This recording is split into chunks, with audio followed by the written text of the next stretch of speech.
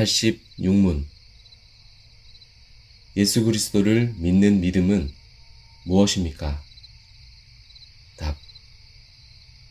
예수 그리스도를 믿는 믿음은 구원하는 은혜인데, 이것으로 말미암아 우리는 그가 복음에서 우리에게 제공된 대로 구원을 위해서 오직 그만을 받아들이고 의지합니다.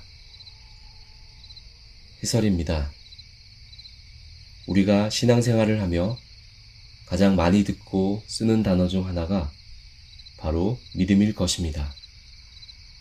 믿음이란 단어는 개역개정 신약 성경에 252번 등장합니다.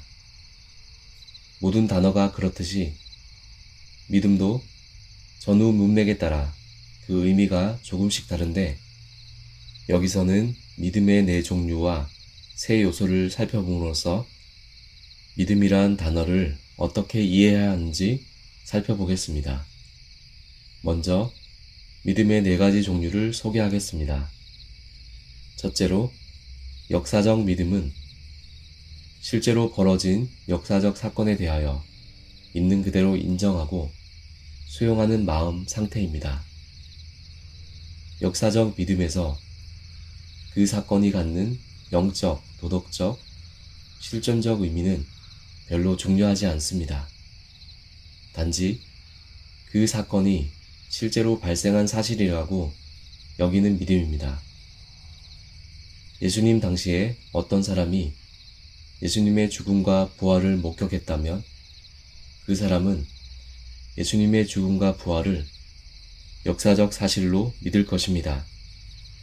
하지만 이 믿음은 기독교가 말하는 참된 믿음과 거리가 있습니다. 예수님의 죽음과 부활이 자신의 구원과 어떤 관계가 있는지 깨닫고 거기에 맞서 삶의 방식과 목적까지 변해야 참된 믿음입니다. 예수님의 죽음과 부활이 영적, 도덕적, 실존적 의미로까지 이어져야 하는 것입니다.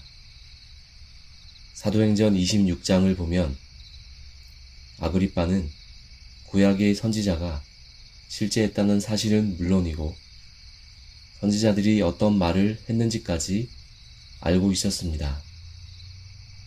하지만 그는 선지자의 존재와 말이 어떤 영적, 도덕적, 실존적 의미인지 몰라 예수님에 대한 증언을 받아들이지 못했습니다. 그의 믿음은 역사적 믿음에 지나지 않았던 것입니다. 사도행전 8장에서도 역사적 믿음에 머문 사람의 예가 나옵니다.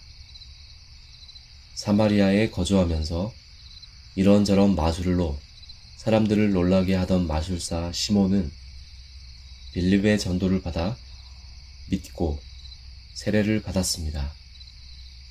세례를 받은 그는 전심으로 빌립을 따라다니며 그를 통해 나타나는 표적과 능력을 보았습니다.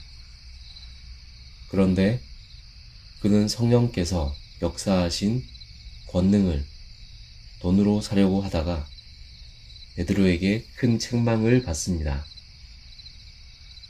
사도들이 행한 표적을 실제 사건으로 인정하고 믿었지만 영적, 도덕적, 실존적 의미를 발견하지 못하고 자신을 높이려는 기회로 삼으려고 했던 것입니다.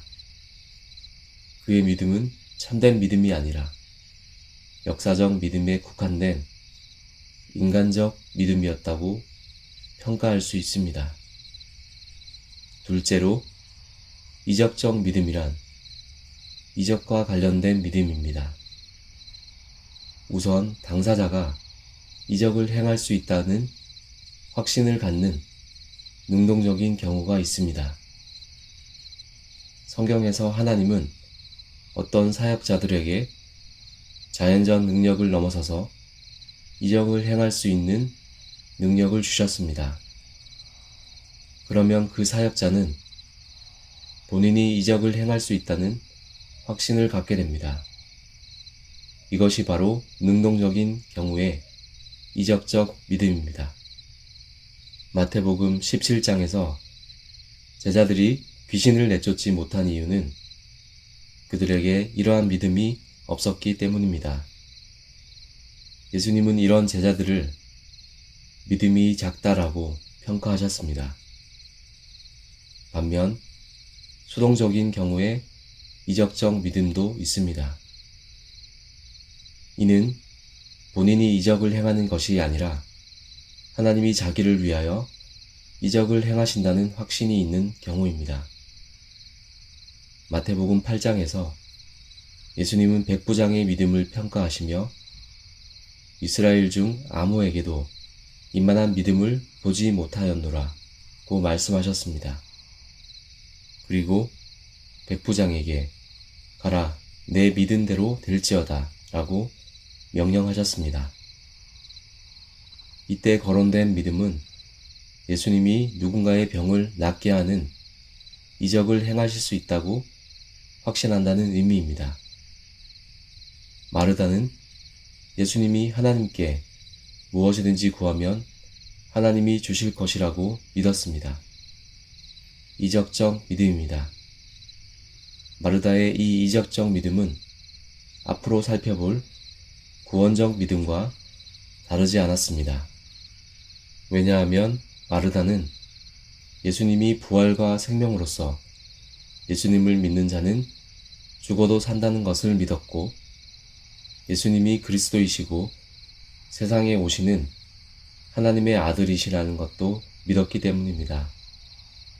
이는 이적적 믿음이 진정한 구원적 믿음과 분리되지 않는 경우입니다. 하지만 이 둘이 분리되는 경우도 있습니다. 누가복음 17장에 등장하는 나병 환자 10명을 생각해 봅시다. 예수님을 향해 자기들을 불쌍히 여겨달라고 소리친 그들에게는 예수님이 자기들의 병을 고칠 수 있다는 이적적 믿음이 있었습니다.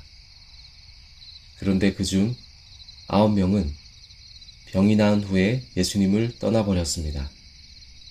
오직 한 사람만이 돌아와 큰 소리로 하나님께 영광을 돌리며 예수님의 발 아래 엎드려 감사를 표현했습니다. 예수님은 이런 그를 칭찬하시며 내 믿음이 너를 구원하였느니라 라고 말씀하셨습니다. 이 한 사람만 이적적 믿음이 구원적 믿음으로 연결되어 있었고 나머지 9의 이적적 믿음은 역사적 믿음에 머물렀던 것입니다. 앞서 살펴본 것처럼 역사적 믿음은 영적, 도덕적, 실존적 의미와 이어지지 않으면 구속자 예수 그리스도에 대한 믿음으로 나아가지 못합니다. 이 원칙은 이적적 믿음에도 그대로 적용됩니다. 이적을 행할 믿음이 있거나 이적을 경험한 사람도 거기서 영적, 도덕적, 실존적 의미를 발견하지 못하면 구원적 믿음으로 나아갈 수 없습니다.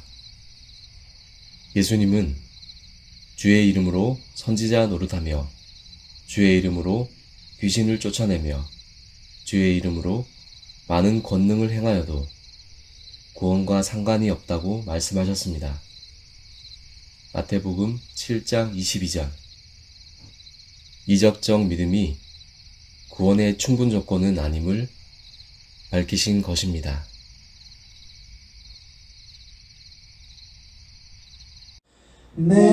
내가 주를 바라오니 성실과 정직으로 나를 보호하소서.